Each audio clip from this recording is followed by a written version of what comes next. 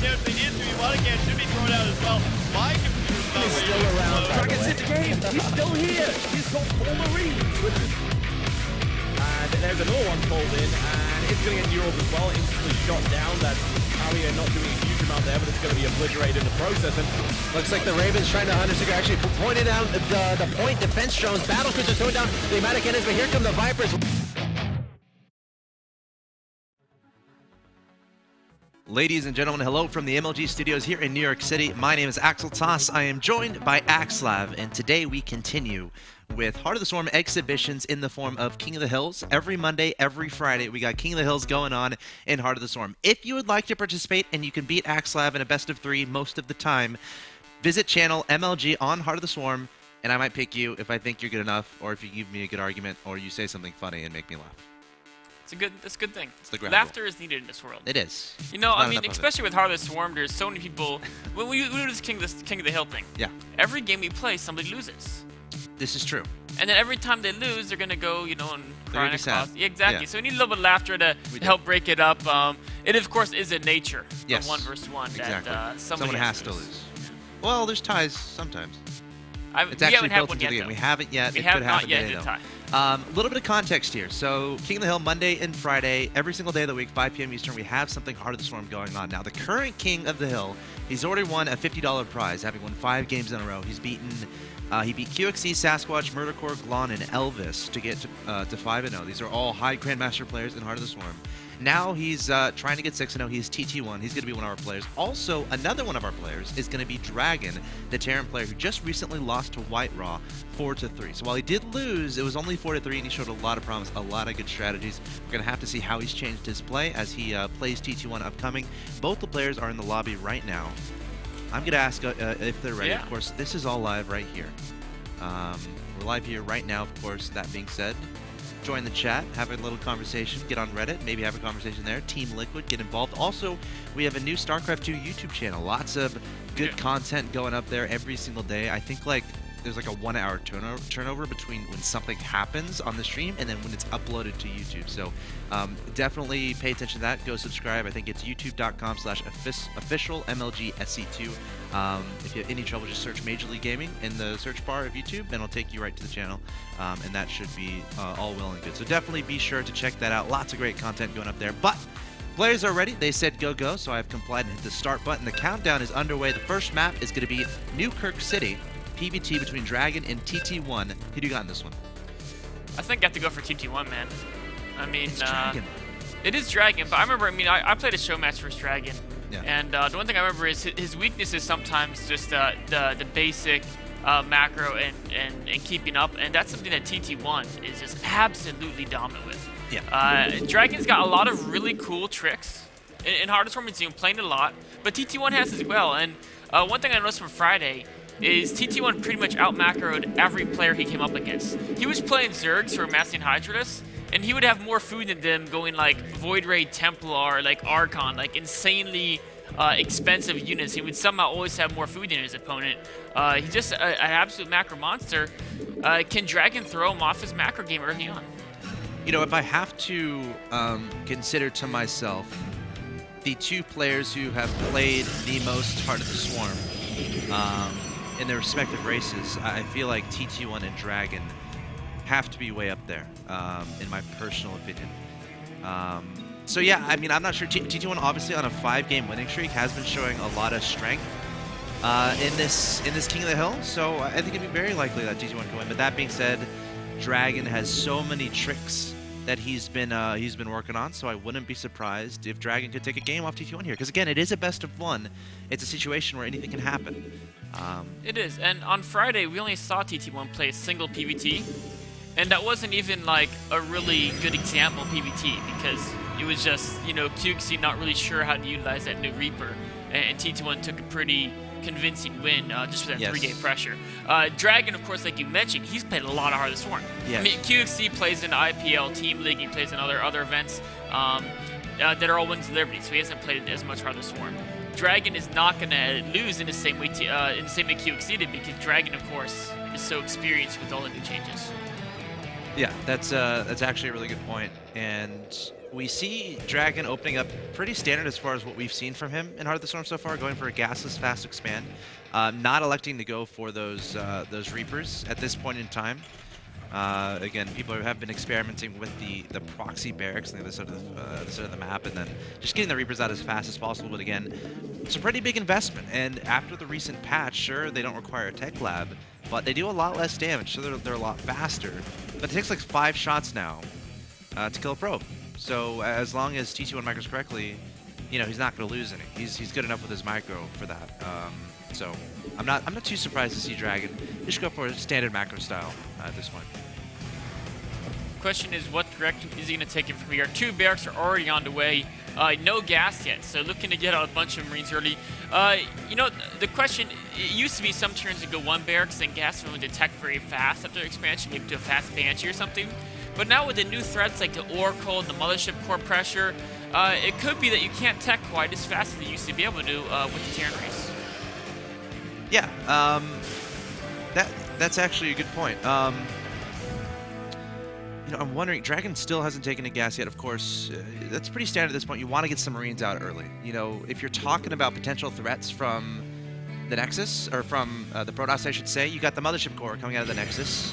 A lot of Protoss is getting that relatively early and sending that across the map. On a map like this, too, Newkirk City, the air distance isn't crazy far away, so you can theoretically get across the map and do some damage there. But again, if you're doing that, you're sacrificing probe production. So TT1 is going to be delaying that Mothership Core for now, even though his Cybernex core is done, and going to be prioritizing those probes. Hasn't made any Heart of the Storm units just yet. Churning out a Sentry as well, of course. Sentries now have the ability to do hallucinate for free. Of course, it costs 100 energy, but you don't have to research the upgrade. So we're not going to see Protoss stray away from Sentries, even though they're, you know, substitutes in a sense in the form of the Mothership Core as far as early unit defense. Of course, throwing down the Time Warp ability is a nice utility, and being able to do the Photon Overcharge onto your Nexus. So very standard play still from these two guys, and TT1 going for a very fast double forge. Both players being very greedy in their own rights. Dragon with a 3rd CC before any gas or any techs even started, so he's very, very focused on his economy. TT1, on the other hand, he still has a very good economy, expanding fast, but instead of taking a very fast 3rd base, like you mentioned, I mean, he has 2 forges already done. The weapons attack upgrade has started. I'm sure the armor is soon to be on the way, so he's going to have a decisive tech advantage versus Dragon's probably going to end up with a decisive just unit advantage from having a faster 3rd CC. And Dragon not delaying those 2 engineering bays too much. We already see them being thrown down there at the bottom of his base. Not sure if I'd place them there. I think some area units can sneak by and harass there. So a little bit of an interesting building placement there from Dragon. But yeah, TT1's going to have an upgrade advantage at this point in time. Definitely going to get 1-1 before his opponent. You got to consider Chrono Boost as well. And we'll have to see if he tries to incorporate any sort of 2-base timing push. We saw White Raw was able to make 2-base timing pushes work pretty darn well against Dragon, considering how delayed Dragon's stuff usually is, considering, you know, he's getting a very fast 3rd command center, as you mentioned. It's already an orbital command, only has 3 barracks, hasn't even put any add-ons onto those barracks, adding on 2 bunkers here. So there's going to be a lot of time where Dragon could be vulnerable, but of course we see Dragon trying to prevent from being vulnerable by adding on these 3 bunkers, you know, at the front of his natural expansion.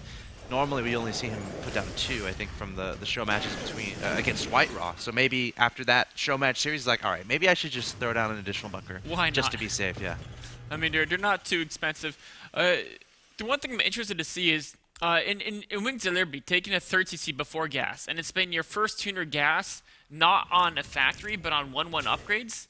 All this often usually means that the Terran is going to be very weak to a Colossi 2-base timing. Or a Colossi focus 2-base timing.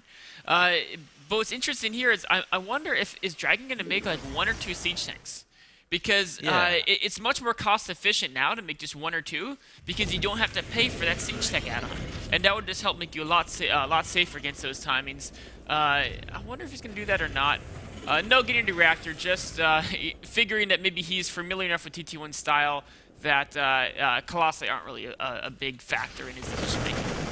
All right, Marie's coming forward here from Dragon, trying to catch TT1 off guard. Zealots and Sentry's going to engage this a little bit, but he needs to back up his force. He does not want to engage all these Marines from Dragon. TT1 back home, remember, he has that Mothership Core, can use Photon Overcharge.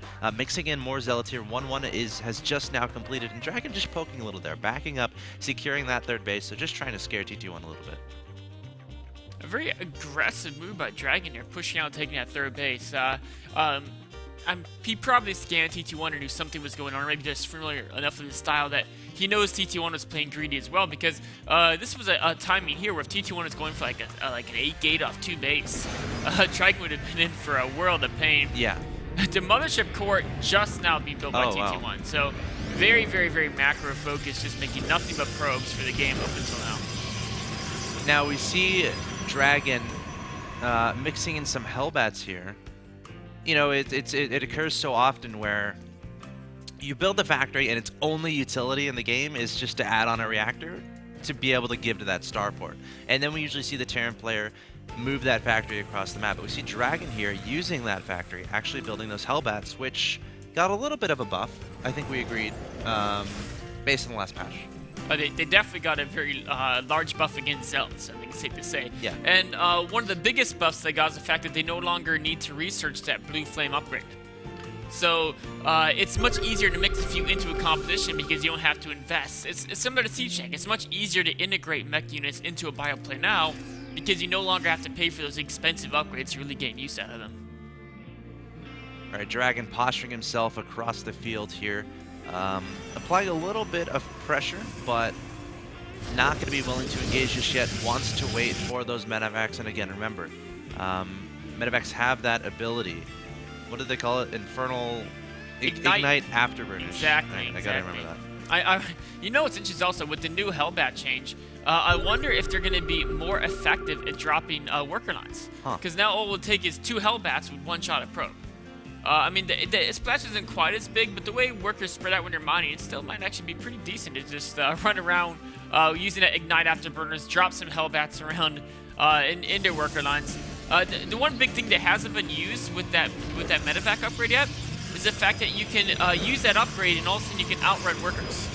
So normally if you drop units and the workers run away from you, if the units you dropped are slower than the workers, you're out of luck, they're gone. Yeah, you can't follow them. But now you could pick units in the medevac, hit on the afterburners, catch up to the workers, and drop it again. Yeah.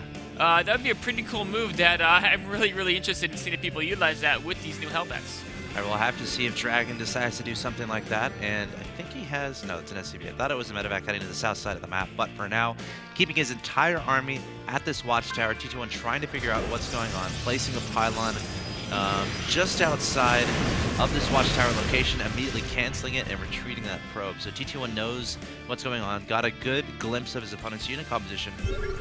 We see TT1 with a lot of Colossi here, so not going for ridiculously fast Storm, just getting a few Colossi on the field, mixing in some Stalkers to deal with any potential Vikings, and also continuing into 3-3. So I don't necessarily expect him to try to engage here, because I feel like the best timing for him would be to wait for that 3-3 upgrade, considering Dragon just now finished 2-2, and Dragon has a nice little concave set up in the middle of the map here, so TT1, I don't think it would be the best idea to try to engage that location.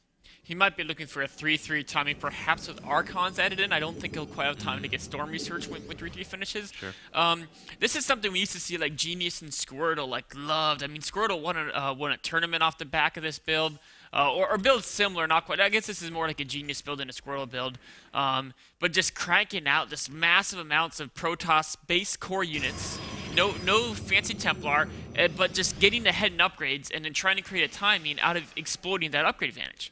If TT1 can hit something, perhaps waiting for charge, or I don't even think he needs to wait for charge. He doesn't have that many cells in his composition. Oh wow, yeah, charge is pretty late. I'm pretty surprised by that. It was really, I mean, his composition. I think he's banking off using the Colossi to do most of the killing with these great upgrades, and so he prioritized Blink so we could make sure to deal with the Vikings very, very efficiently. And potential medevac drops. You don't want to be caught by those Ignite Afterburners without Blink Stalkers. It's going to be a very difficult process.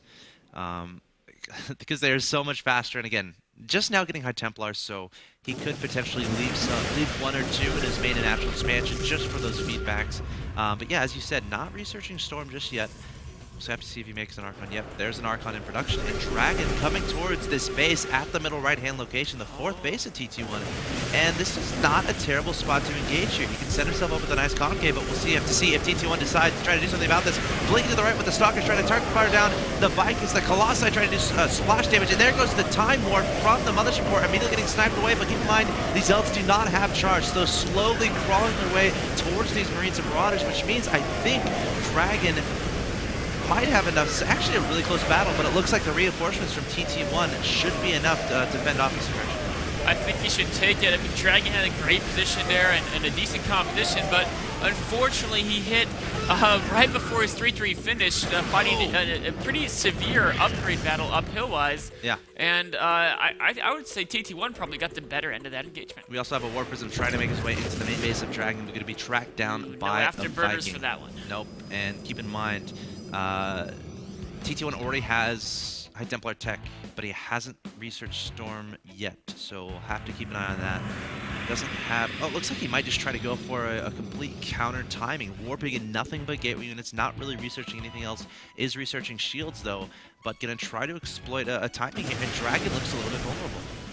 Dragon is definitely a little bit short on a unit count, but he does have this nice wall, and finally he's hit that upgraded quality that he's looking for to really get a great engagement. Hold position micro and SCVs, what a great move to keep those Zealots from getting through that working line. That was perfect. Zealots didn't do much whatsoever. Meanwhile, we do have a drop heading to the 4th base of TT1. Remember, this is the medevac that got out of the battle from before, so the Nexus actually getting pretty low on health. The Marauders are going to try to target it down, but the Zealots charging and trying to take down these Marauders, but no, I think the Nexus... Oh, they're not stimmed anymore! They're fine, and the it does second go down. stim goes. The Marauders take out the Nexus, and the medevacs are going to scoot out. Yeah, great pick off there from Dragon, and TT1 finds himself in a situation where he has to do damage with this, but Dragon has great SimCity, forced to pull these SCVs though to deal with this. Not many Vikings, there are actually no Vikings at all to potentially deal with the Colossus, so the Colossus is having a field day, taking out the Marines and Marauders. 2 Archons here as well, not being EMP'd, going to be focused down by the Bio Army there from Dragon, but TT1 needs to be careful not to overextend. He just lost his 4th base, meanwhile, Dragon has a 4th base of his own, so if you overextend and your opponent is able to get a lot of reinforcements on the field, all of a sudden you're facing a wall of Marine Marauder that you really don't have a response to.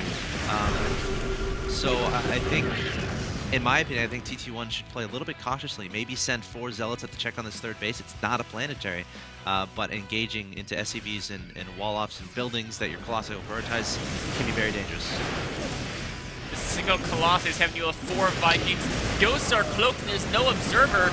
The Archon gets EMP'd, he's almost dead. There's still other Archon at the back though, but man, these Ghosts are just shredding the army and they can't be touched. No observer here from TT1, no Oracle for Envision, no detection whatsoever, and I think he's just now realizing that the Cloak Ghosts were there, going to back away, wondering why his units were melting away so quickly, why his Zealots were yelling at him that bumblebees were, invisible bees were attacking him. No, it was the Ghosts that were cloaked, firing their shots up onto that Protoss army. But TT1 still has that supply advantage, and I'm trying to think about what really explains that, considering I feel like Dragon hasn't been doing a terrible job in these engagements.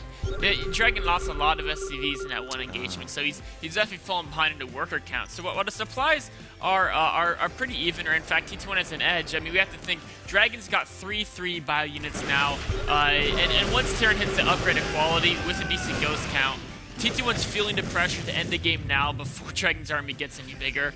He's trying to find a game in an engagement, but he just can't get it. I mean, Dragon knows time's on his side. He's just going to stay defensive and force TT1 to come to him.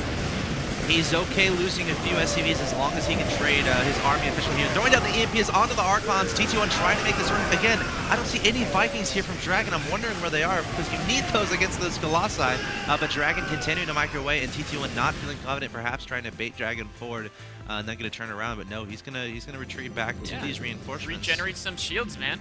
And there we see 4 Vikings that just popped out. So a Dragon making 4 Vikings at a time at this point in time. Yeah, if I was Dragon, I would definitely rather use the Vikings counter the Colossus. His technique there of putting the Ghosts in the front without Cloak didn't work out so well. And it's given TT1 a significant army advantage. A nice little try to stab by Dragon, try to take out a few units, but he's getting punished for it with these Blink Stalkers. Got to lift off and hit that Ignite Afterburner's button. Uh-oh, one medevac getting taken out. But this means Dragon is going to be very vulnerable. Most of his army, believe it or not, is these medevacs and the units inside. So back home, he's not going to have a lot to defend.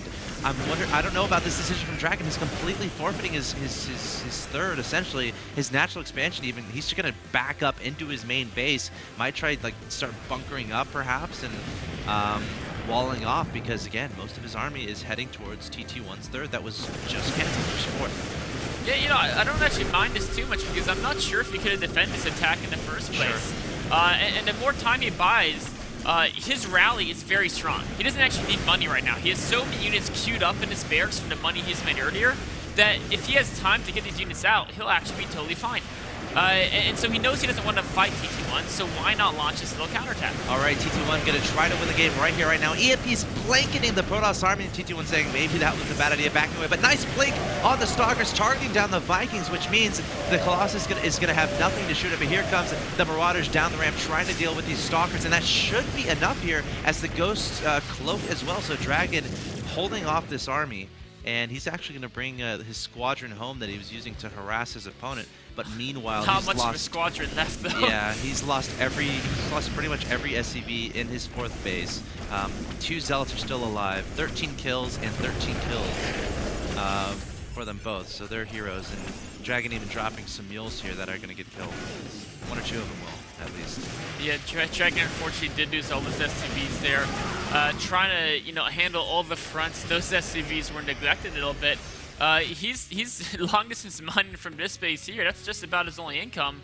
On the other hand, though, if we take a look at what TT1 has, his natural is pretty much mined out. Yeah, but so he's got a third base. He's got plenty of probes. He just needs to build more nexuses so he can utilize them.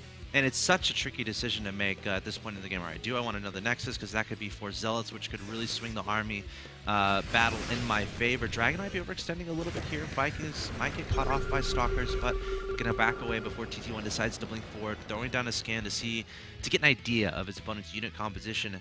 Meanwhile, adding on 4 more Vikings at a time, so still able to get his economy up and running with these mules at this third base at the top. So his army isn't going to be as bad as it probably should be. But it's all going to come down to the engagement. TT1 is up 168 to 118 in that supply count. So of course, that is mostly workers. And like you mentioned, with all the mules that that Dragon has, wow, look at that, 72 workers killed by TT1 here. Dragon's got to delay the engagement until his ghosts get a little bit more energy. He's got like 7 or 8 ghosts, but they all are so broke on energy. Without EMPs, that army is going to be almost impossible to beat. All right, Dragon going to try to position his Vikings on this high ground here, trying to get some shots off on the bus. The Stalker's going to blink forward, but the Marauders are there. Dragon actually going to stem forward, but look at this. TT1 able to snipe down every single Viking except a couple, and TT1 going to try to engage here. EMP's going down here from it. Dragon with the Colossi are very much still alive against a mostly bio army, which means that Dragon is going to be ripped to shreds by TT1 at this point in time, down to 35 supply. What a brilliant engagement there from TT1, and he's going to take victory for the Protoss race, and his win streak is extended to 6. Who's going to beat TT1? I don't know, man. I don't know if it's possible. He's just looking so strong here. I mean, Dragon had a lot of advantages in that game, but when it came down to it, I mean, TT1 just took all the battles he needed to. There was a couple bad engagements he had, but then the moment that Dragon said, here's my ghost in front of my army, TT1 jumped on it. And when Dragon gave up those, it was 8 or 10 ghosts for basically nothing there. The game went downhill from that point on. TT1 knew how to like use that advantage and leverage it into forcing Dragon to give up his natural, harassing the fourth, you know, just too much damage. Yeah, and I love the micro throughout that game from TT1. I mean, time and time again, he kept blinking his Stalkers this way, blinking his Stalkers that way, taking down Vikings here and there, and that's actually a really huge deal because if you can take out the Vikings, what's actually going to do damage to your Colossi? Sure, one might say Marauders, but they have to get close enough to do that. And with so many charge lots that TT1 had, the Marauders aren't going to be able to do that. So you kind of need the Vikings in the air, position them on high ground, position them away from the Stalkers, try to snipe down those Colossi so you can remove them from the army so that you can have an advantage. But TT1 was able to get the better end of those micro situations as far as Stalkers versus Vikings, and he's able to extend his win streak to 6. So we need someone to beat him. I'm going to go to channel MLG and see who I can find. So if you are a high Grandmaster or pro player and you want your shot at TT1, he's currently on a 6-game winning streak, killing everyone in Heart of the Swarm. Will his streak end in the next game? That's going to be coming up after a quick break. Don't go anywhere.